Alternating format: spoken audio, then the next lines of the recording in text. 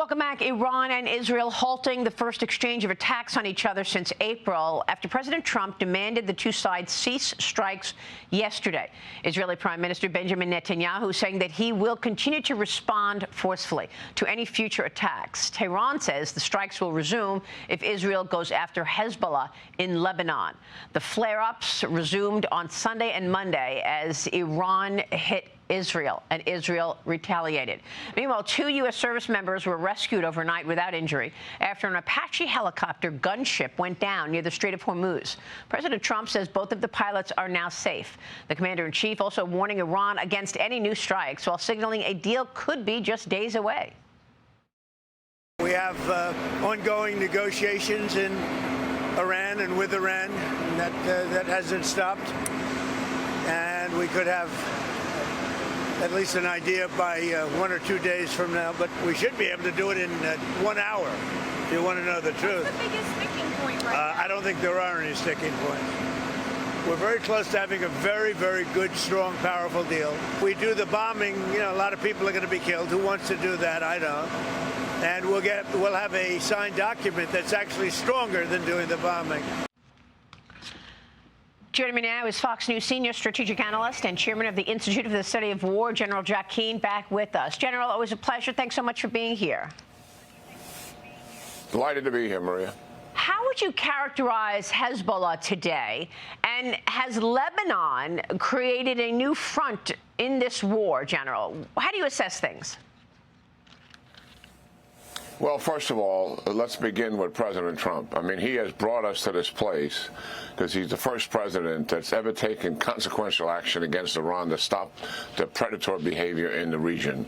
And, what energized all of this, to remind our viewers, is after the 12-day war, when Israel set Iran back, and certainly we did the same with their nuclear program with the Operation Midnight Hammer.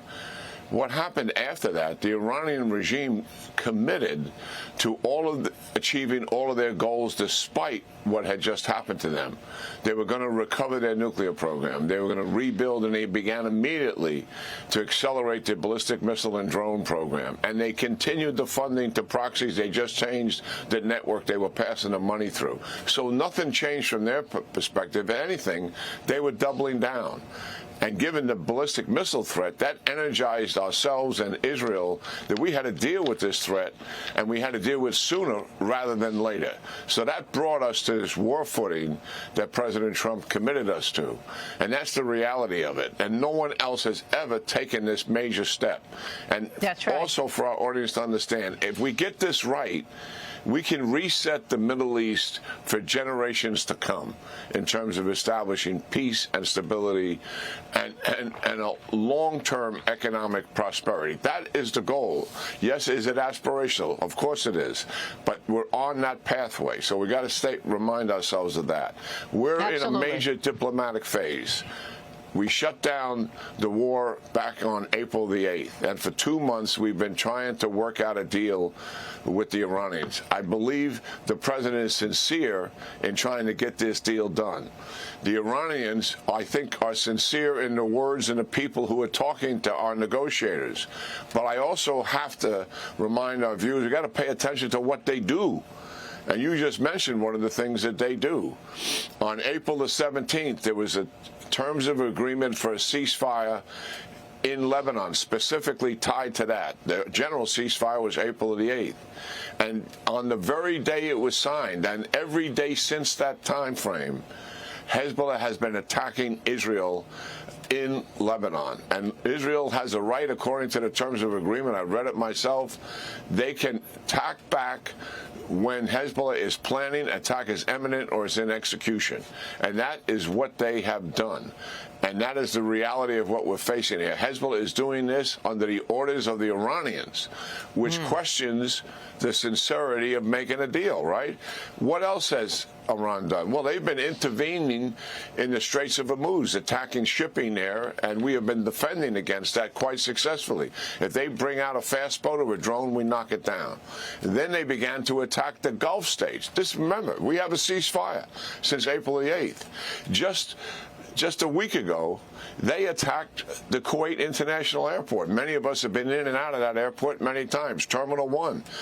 They wounded dozens of people and killed one and did serious damage to the airport under a ceasefire. Yeah. And then just a couple of days ago, Iran attacked Israel with 11 ballistic missiles. There's no way Israel can withstand something like that. They had to respond. So I question the IRGC leadership and those around the Ayatollah.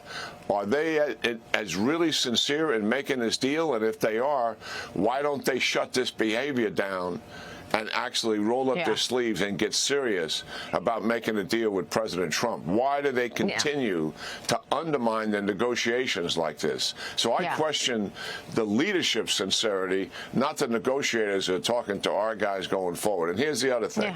President Trump's not going to make a bad deal, so he's not going to make concessions to these guys. And number two, at some point, if he runs out of patience and believes, well, look, I've tried my best here, then he will likely return to military operations. And here's something else our viewers don't understand. Prior to the 12-day war, he gave the Iranians, through negotiations, trying to achieve the same deal he's trying to achieve now, and he gave them a 60-day deadline. And on the 61st day, when they didn't come to the deal, he released Israel and green-lighted them to begin the 12-day war. I think it would help us now to put a deadline on the table. Let's get a deadline on the table, get them agree or not to agree. If they are that sincere about truly making a deal, let's make it. We've been 2 months into this under a ceasefire. Many of us think they're trying to just drag this out as much as they can, getting close to the midterm elections, and then they think it's unlikely the president would ever pull the trigger on them. They're miscalculating this president, as they did prior to the 12-day war. They didn't expect that 12-day war to come raining down on them when negotiations failed, but it did. So that's kind of where I think we are. The president is sincere. I think some of the Iranian negotiators are. I think the guys running the place, I question their sincerity based on what their behavior is every single day. And I just laid out what that behavior is. It is not something you would be doing if you were really trying to make a deal with your adversary. I agree with you. Such perfect analysis. Where does that leave China? I mean, Xi Jinping meeting with Kim Jong-un for a 2-day summit in North Korea. They are strengthening mutual ties. Trade also among the issues. Kim Jong-un seeking more Chinese tourists to fill the country's newly built resorts, he claims, General. This is Xi Jinping's first visit to North Korea since 2019. Your take on this? Well, certainly North Korea is kind of a client of China. That's the big brother in the neighborhood. They do tolerate Kim Jong-un's behavior at times, his erratic behavior, but at the same time, they also control him.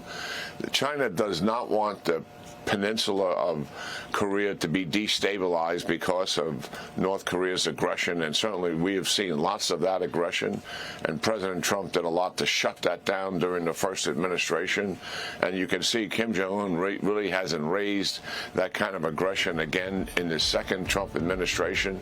But yeah, China supports North Korea to a point. They don't want the peninsula destabilized, but they certainly, China, Russia, North Korea, and Iran are all working together to take advantage of the United States for sure.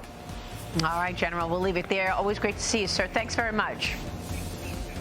Yeah, great talking to you, Maria. Thank you. General Jack Keane. Stay with us. We'll be right back.